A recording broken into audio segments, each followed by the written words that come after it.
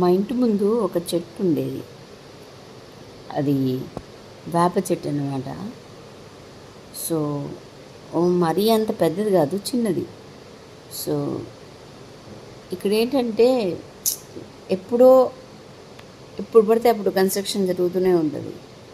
So construction జరిగేటప్పుడు వాళ్ళు ఏం చేస్తారంటే, ఏదైతే మిగిలిపోయిన చెత్త అంతా ఉంటుంది కదా, ఆ చెత్త అంతా తీసుకొచ్చేసి దాని మీద పడేస్తూ ఉంటారు, దాని కింద పడేస్తూ ఉంటారు. ఒకప్పుడు ఆ ఏరియా చాలా క్లీన్గా ఉండేది. పిల్లలు ఆడుకోవడానికి వెళ్తుండేవాళ్ళు. ఎందుకంటే ఆ చుట్టుపక్కల మొత్తం చెట్లే ఉండేవి. కానీ అన్నిట్లో ఆ చెట్టు చాలా బాగుండేది అసలుకి. ఆ చెట్టు చుట్టూ గ్రౌండ్ కొంచెం పెద్దగా ఉండేది. సో వాళ్ళు ఏం చేశారంటే, ఇప్పుడు ఎండాకాలం కదా, ఎవరి పిల్లలు రావట్లేదు అనేసి మొత్తం మన ఏప్రిల్ నుంచే స్టార్ట్ చేశారు డంప్ చేయడం. ఈరోజు చూస్తే, పొద్దున్న వెళ్ళి చూస్తే ఆ చెట్టు ఎలా ఉంది అంటే, సగం నుంచి కొమ్మలు ఇరిగిపోయి మొత్తం సిమెంటు, ఆ చిన్న చిన్న రేకులు ఉంటాయి కదా అవి, ఆ వుడెన్ అవన్నీ పడిపోయి ఉన్నాయి. అది చూడడానికి అస్సలే బాగాలేదు. ఈ స్టోరీ ఎందుకు చెప్తున్నాను అనుకుంటున్నారా? సో మన జీవితాలు కూడా అంతే.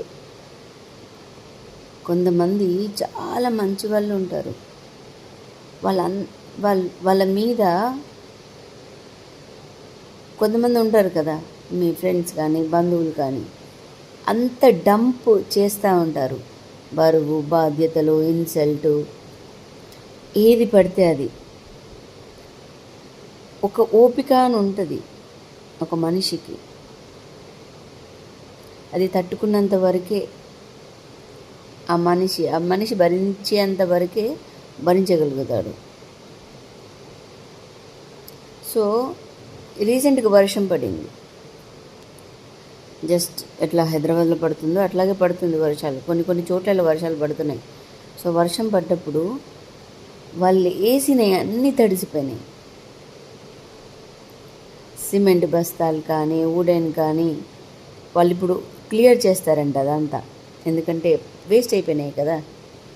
సో సొసైటీ వాళ్ళు కంప్లైంట్ చేసేసరికి అది క్లియర్ చేస్తున్నారు.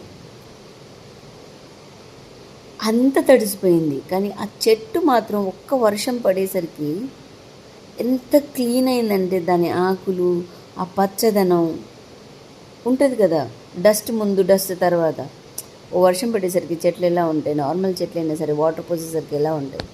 సో అంత బ్యూటిఫుల్గా ఉంది. సో మనిషి కూడా అంతే. వాడు ఎంతవరకు భరించగల